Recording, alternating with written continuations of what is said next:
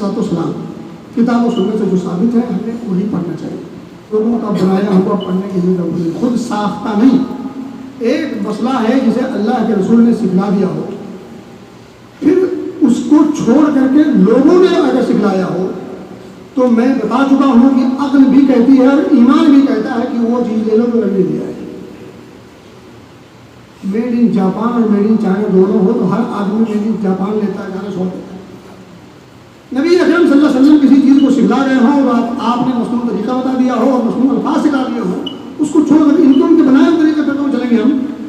तो इसलिए दरूद शरीफ और सलात व सलाम इन दोनों पर भी नबी अकरम सल्लल्लाहु अलैहि वसल्लम ने अल्फाज सिखलाए जो मसनून हैं, आप उन्हीं को पढ़ें।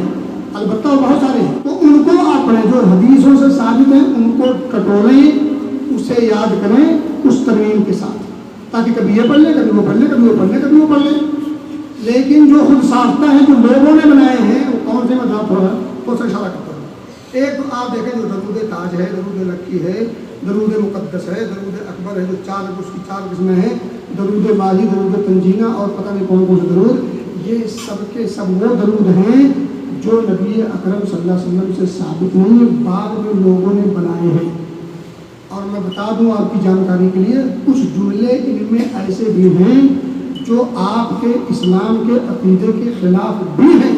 और मैं कहता हूं कि अगर वो अकीदे के खिलाफ ना भी हों, जब नबी अकरम सल्लल्लाहु अलैहि वसल्लम से शादीशुदा अल्फाज मौजूद हैं, तो हमें दीगर लोगों के बनाए हुए अल्फाज की ज़रूरत क्यों पड़ी। तो ये सारे दरूद लोगों के बनाए हुए हैं, नबी अकरम सल्लल्लाहु अलैहि वसल्लम। अब जब लोगों ने बनाए हैं, ये दरूद यहाँ पढ़ेंगे, इतनी बार पढ़ेंगे, ये फ़ायदा होगा। जब अल्लाह के रसूल ने उस दरूद को बताया ही नहीं है, तो उसका टाइम आपने फिक्स कैसे किया, कहाँ से वही आई आपको। तो ये जो जितने दरूद है, जो माही और तंजीना और मुक़द्दस और अकबरी लक्की, ये सारे दरूद में जो टाइम दिया, फला टाइम पढ़ो, इतनी बार पढ़ो, उसका ये फायदा। जब नबी से साबित ही नहीं